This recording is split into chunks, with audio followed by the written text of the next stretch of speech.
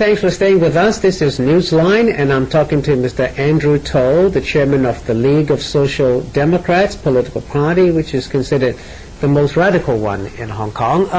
Now, Mr. To, just before the break, you were saying that the only way to get what you want from Beijing on democracy is to stand firm on your principles. Standing firm on your principles is a nice way of saying you have to confront rather than compromise.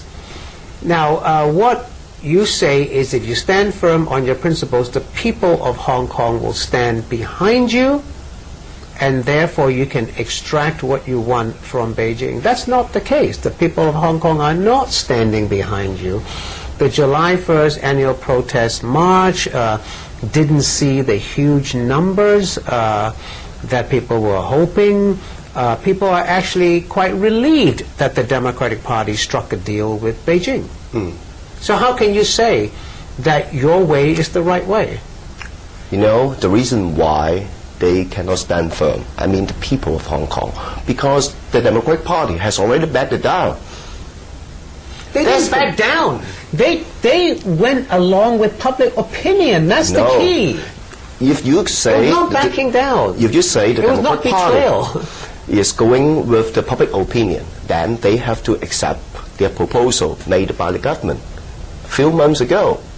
At that time, during the opinion poll, but they got more than what the government offered. The government package was accepted by the majority of people of Hong Kong. But the Democrats fought, and they got more than that. So the people are even happier. This is not more than that. This is the way we believe entrenches the functional constituency system. Okay, let's explain that. In politics in Hong Kong, the political system of Hong Kong. Well, let's explain that a little bit to the viewers. You know, I'm sure you all know what the functional constituencies are. These are 30 seats in the Legislative Council. They're not elected by the people, but by certain privileged groups with very few votes, right? What the Democrats have now forced Beijing to do is to create 5 more new functional constituency seats. But those seats, after the candidates are nominated by district councillors, every voter in Hong Kong will be able to vote for those seats. That is very precarious. And this is... But everybody can vote for it. Yeah. This is the intention of the Chinese government. The Chinese government to make the election system like this. But the functional constituency of those 5 new seats... They choose a few people to you, like Andrew To Kwan Hang, because they are a good guy, according to the eyes of the Chinese government, and let you vote. And you think this is universal suffrage. This is not.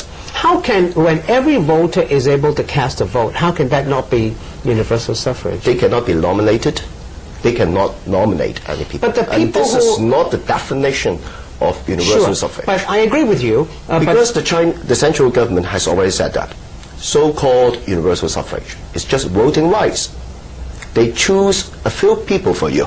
So the only part that you're not happy with is that although people can vote for these 5 new seats, but the candidates running for these 5 new seats must themselves be nominated.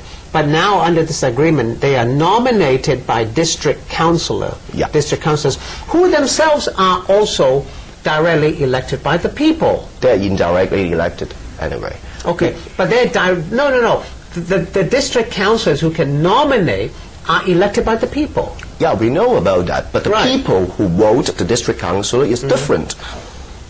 But still voters, they're still voters in Hong Kong. But we need real progresses for democracy. You just want that anybody who stands for an electoral seat should be able to do so if he or she fits the qualifications. He or she should not have to be nominated by anybody, right? Yes. That's all you want, right? Yes. But what the Democrats struck, this agreement with Beijing, is only a halfway measure. The Democrats have said... We don't know. We don't know this is halfway or the end.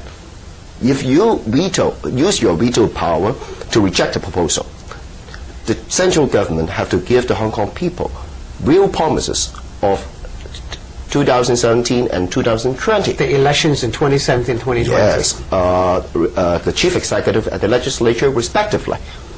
If you use your veto power to do it again, she has to give us So real promises. So you say if the Democrats had rejected the deal this time and vetoed it, then you think that 2017 for the chief executive and 2020 for legislative council will be fully done in a universal suffrage At way? least they are not weak promises.